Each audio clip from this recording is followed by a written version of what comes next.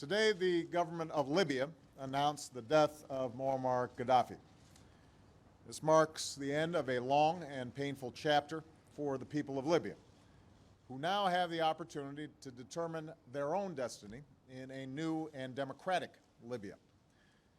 For 4 decades, the Qaddafi regime ruled the Libyan people with an iron fist.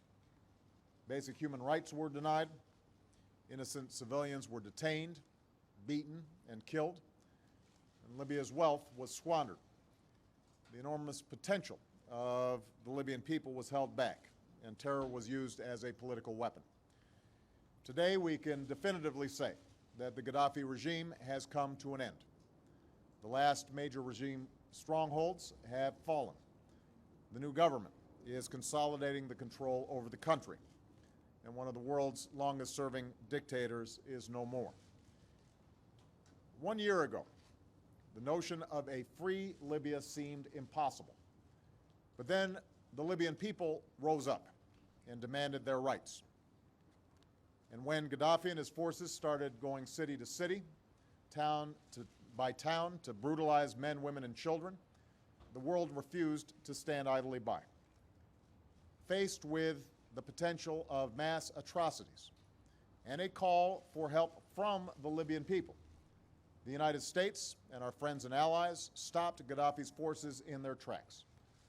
A coalition that included the United States, NATO, and Arab nations persevered through the summer to protect Libyan civilians. And meanwhile, the courageous Libyan people fought for their own future and broke the back of the regime.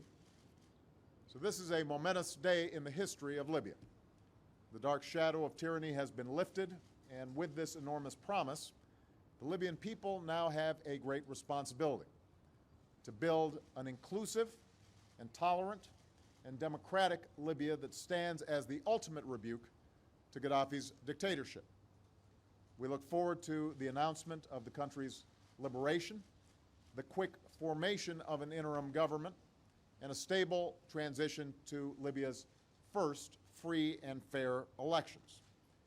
And we call on our Libyan friends to continue to work with the international community to secure dangerous materials and to respect the human rights of all Libyans, including those who've been detained. We're under no illusions. Libya will travel a long and winding road to full democracy. There will be difficult days ahead. But the United States, together with the international community, is committed to the Libyan people. You have won your revolution. And now we will be a partner as you forge a future that provides dignity, freedom, and opportunity. For the region, today's events prove once more that the rule of an iron fist inevitably comes to an end. Across the Arab world, citizens have stood up to claim their rights. Youth are delivering a powerful rebuke to dictatorship. And those leaders who try to deny their human dignity will not succeed. For us here in the United States, we are reminded today of all those Americans that we lost at the hands of Gaddafi's terror. Their families and friends are in our thoughts and in our prayers. We recall their bright smiles, their extraordinary lives, and their tragic deaths.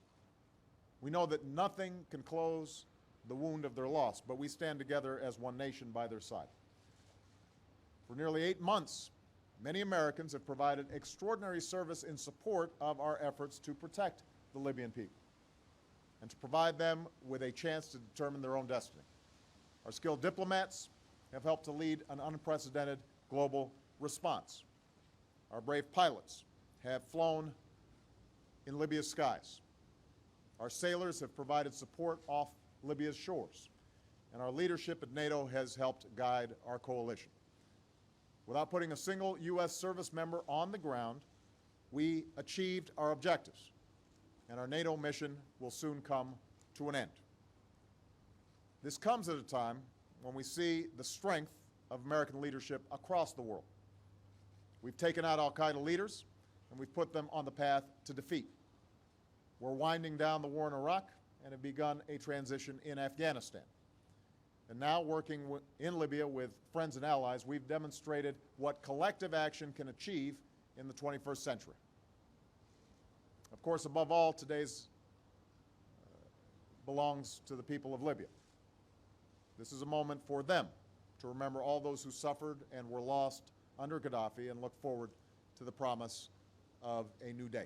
And I know the American people wish the people of Libya the very best in what will be a challenging but hopeful days, weeks, months, and years ahead. Thank you very much.